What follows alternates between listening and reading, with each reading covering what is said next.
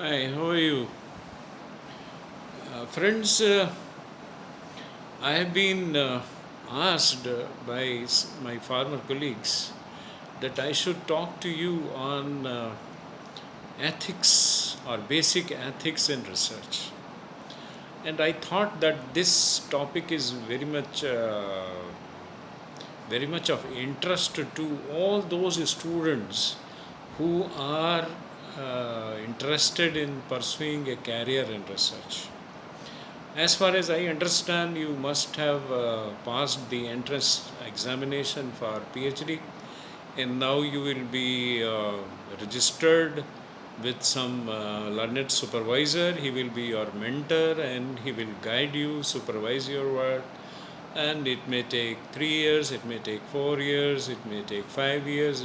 We do not know how much time a research is going to take. So, this is the right time to understand few basic things regarding the ethics in research. Uh, since I have devoted about 5 decades to research, I shall discuss some of my own experiences, right from beginning, right from a research student to a research supervisor to a emeritus scientist. Friends, the first thing that a research student does is to find out a, an hypothesis, right? You are to find out a hypothesis and you are to prepare a or you are to perceive an idea. Those who are not the students of science, they perceive an idea that okay, this is the subject that I am going to work upon, and I must focus on this particular aspect. And you have perceived an idea, you have an hypothesis, you want to proceed further. Before proceeding further, you are to be very careful. I warn you that you are to be very careful. How you are going to be very careful? That there should not be any redundancy, means there should not be any duplication of the work. That's very important. Many times it happens a student enrolls for PhD, he is registered, she is registered, and then after 4 and 5 years, what surprisingly he is able to find, oh, this work has already been done in part, partially, or 70% or 80%, and he or she feels frustrated. Oh, I committed a mistake, I should have taken another topic to work upon. So you are to be very careful. How you can do that? You can do that by going through the background information. Today it is the time, it is the digital world. Now you have many sites which will tell you that this type of work has been done or not, right? So you are to be very particular about it, that the idea that you are going to work upon, the hypothesis that you have selected, should have no scope for redundancy, right? First thing that you are going to do. The second thing is that when you perceive the idea and you have found out a learned supervisor, you have got a laboratory, all those things are there, but just consider again whether you have a passion for research or not. If you have no passion for research, I advise you to stop it here, because research is 90% frustration. In the years to come, when you will find that your experiment has failed, you will be frustrated and you will think, oh, why should I have opted this research career? So think not only once, twice, thrice, that whether you have a passion for research or not. I tell you, those who have a passion, they find it that there is nothing like research in the world. There is nothing like science in the world, because a science speaks truth, because a research gives you something which you cannot buy in the market. If you are able to publish a very good research paper in a very good journal, it cannot be purchased in rupees or dollars, right? That is the passion. That you should have a passion for research. And if you think that you have a passion for research, you should follow some points. And those points are that before you start it, you should consider it that you should be a disciplined research student. What I mean here with discipline, you should be regular in your attendance in your department or in your research laboratory. It should not be like this, that today you are here, after 1 month you are not there, then again you are there for 1 month, and again for 2 months you are not there. It will not lead you to anything. You should be disciplined, you should be regular. The next point is that you should be honest to your work. You should be committed to your work. You should be devoted to your work, and you should be committed to your supervisor. Hand over all your problems to supervisor. Be very careful in finding a supervisor.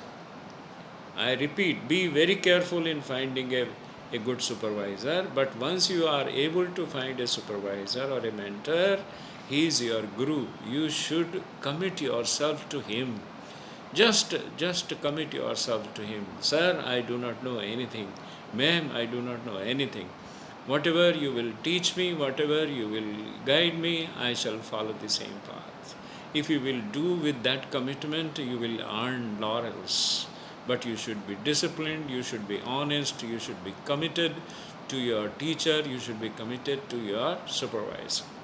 When you have done all these things in a proper way, the next thing is that you should plan a project.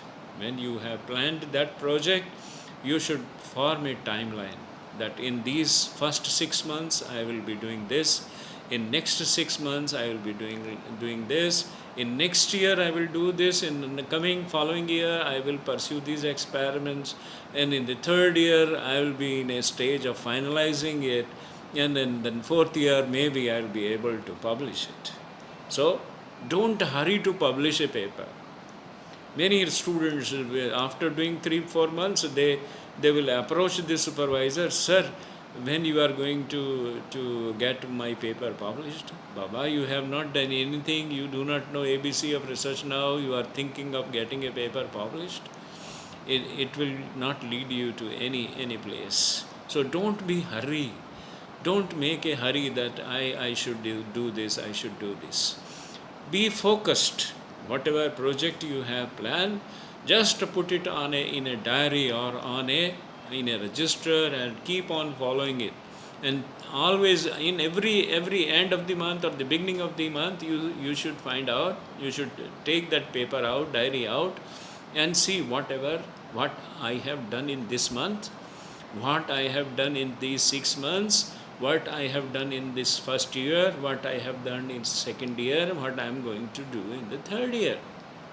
Make a schedule, make a calendar of your research. जैसे हम बनाते हैं ना, एक academic calendar बनाती है university, registrar बनाते हैं, फिर हम लोग उसको फॉलो करते हैं, अब इम्तहान करेंगे, अब रिजल्ट निकालेंगे. In the same way, you should have a calendar of your research.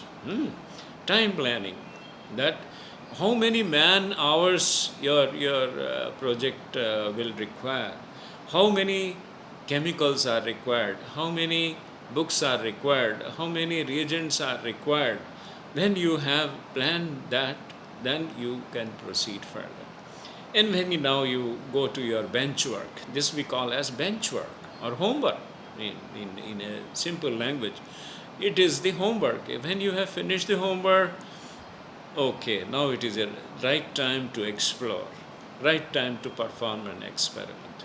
When you perform an experiment, you should follow cleanliness. Your table should be clean, your laboratory should be clean, your animal house should be clean, your glassware should be clean, everything should be clean in the maximum possible way. In the maximum possible way. If you will work with dirty glassware, you will get bad results. If you will work with age-old instruments, you will get bad results. Your instruments should be properly maintained. Your instruments should not show the fatigue. There should be properly maintained, they should be properly handled, they should be taken very good care. Then only you can do that. When you prepare the reagents, you should be very much precise and accurate. If you are not accurate, many times the student may think, oh, what will happen if I take 1.2 grams? No, it is going to make no difference. No, dear, it is going to make a difference. If the method prescribes that you should take, if suppose there is 0.9% sodium chloride that will make the saline water, it should be 0.9%. You may think that what will happen if I make it 0.8% or if I make it 1%. No, it will make it should be 0.9. You should follow accuracy. You should follow precision in performing experiments. And when you have followed this precision and accuracy in your experiment, I assure you, you are going to have very good results. Don't rely on single observation. Repeat your experiment at least 2 times. You should, because it is statistically required. For statistical validation, you will require to perform the experiment not only once, maybe 5 times, maybe 10 times. You have got 10 rats, there are 10 samples, you will perform 10 tests, and you will find that all the 10 results are not similar. Why? Because there are certain differences, and therefore we apply the statistics. And if you have taken a single observation, how you are going to take a mean? How you are going to to reach a conclusion? You cannot. So you should you should repeat the experiment to confirm it that whatever you have done in the earlier experiment is okay or not. It should be comparable with other laboratories. We call it as inter-laboratory comparison. Suppose you are working on a particular area, another one is also working on a particular area, and their results should not be 2 poles apart. One is getting some another result, other one is getting some bad result, and how will you explain it? When you will write the paper, when you will discuss these issues, you will be what I can say, it will be just, you will be bewildered rather, है ना, आप पागल हो जाएंगे कि मैं क्या करूं, उसने तो ये कहा था, उसके रिजल्ट तो ये बता रहे हैं, मेरे रिजल्ट तो ये आ रहे हैं. ये इसलिए आ रहे हैं कि आपने 1-2 एक्सपेरिमेंट ही किए. अगर आप 10-20 एक्सपेरिमेंट करते तो आपको भी ये अच्छी मीन निकलता, उसका स्टैंडर्ड एरर निकलती, स्टैंडर्ड डेविएशन निकलता, आप उसकी स्टैटिस्टिकल वैलिडिटी करते और आपका भी रिज़ल्ट सही होता, है ना. ये सारी चीज़ें आपको देखनी पड़ेंगी. And the data that you get, suppose you have got a data for 6 months, for another 6 months, for another 6 months, like this, it is called as raw data. Never destroy the raw data. Keep the raw data even after getting PhD. Keep the raw data even after getting your paper published in a good journal. So you should not destroy the raw data. Raw data is very important. Try to finish the experiment as a whole. Do not leave it that today I have done this, tomorrow I will be doing this, then I will make the statistical calculation. No, whatever you started today, try to finish it whole. Whatever conclusion you are to draw, you should draw that conclusion. So if it is a field work, it applies the same. If it is a social studies work, it applies the same. There should be no redundancy. All the students, all the research students, they should have a research calendar for 3 years or 4 years, and they should adhere to that calendar. They should follow that calendar strictly, right? So when you are going to get the data as you planned, now it is a time to summarize the data. Now it is a time to prepare the presentations. Now it is a time to prepare to conclude. And I tell you, while you keep on doing work, you feel very happy. If you do not get a good result, you feel frustrated. Many times we do not get good results, I tell you. Only it is a few very good opportune times when we are able to perform a good experiment and we feel very happy. We feel very happy. Oh, that experiment is successful. So we are not in hurry. A scientist is not in a hurry. A research student is not in a hurry. वो तो अपना काम कर रहा है, धीरे धीरे काम कर रहा है, चल रहा है उसका काम. अब आपका टाइम आ गया है. किसका टाइम आ गया है? That while doing experiments, मैंने आपको, those who might have watched my TV on my presentation on laboratory animals, they must have understood it that it is very much essential to follow the good laboratory practice. Good laboratory practice has its own values. It comes under ethics. Ethics कुछ नहीं है. Ethics is your moral responsibility for doing an experiment honestly. If you are doing it honestly, it's right. It falls under ethics. Ethics are there for performing experiments. Ethics are there for maintaining animals. Ethics are there to report somebody else's work, right? It is not duplicacy or not. It is not falsification. It is not cheating. Cheating occurs when you make a cut and paste issue, when you just take the observations of other people and you say that these are our observations. The cases have been filed in the court when the people have cheated. In India also, some very good scientist or their student cheated by copying the results of some another, and he was caught. Nowadays, everything is available on internet, everything is available on different sites. And if you take a paragraph from any other report, it will be caught by a software which is meant for plagiarism. Plagiarism we are going to talk later, not now. So, when you prepare a report, or when you are planning to write down a research paper, you should know how to write a research paper. There are some tutorials available on Google how to write a research paper. There are certain agencies which advise the research students how to write a research paper. In good old days, CSIR used to organize some workshops on how to write a research paper. It's very important. Everybody cannot write a research paper. A person who is skilled, who knows how to write it. Writing a research paper is an art, I tell you. Everybody is not good at that art.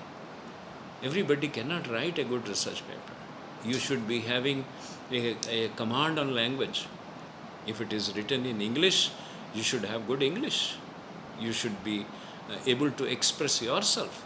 You should be able to articulate your results in a convincing way.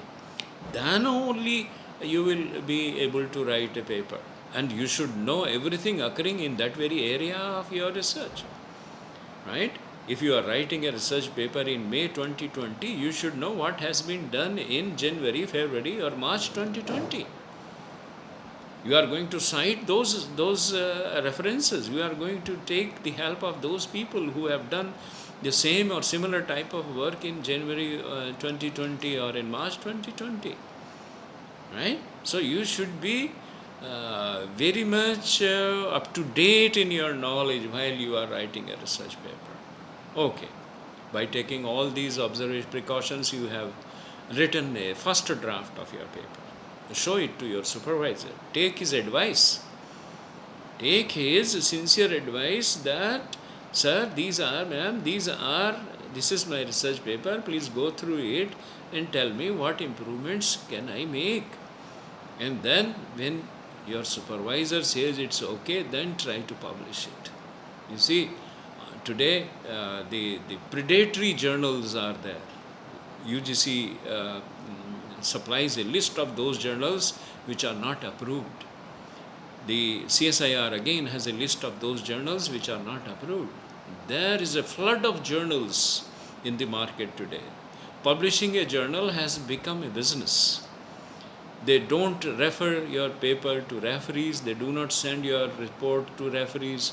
They do not take the advice of referees. I can tell you, I was working as a referee for one research paper, and there were 10 referees for single report. And the 10 referees, they exchanged their ideas, they exchanged their reports. And when those 10 agreed, it's not possible that all the 10 will agree, but even if 7 will agree, the editor may decide whether to publish or reject your paper. Publication of a research finding or a research paper is a very, very important issue. People say that there is a saying, we call it as publish or perish. In America, this is a slogan in research laboratories. If you will not publish, you will perish. It's just like that you are having a stud of horses, but you are not taking your horses to the race.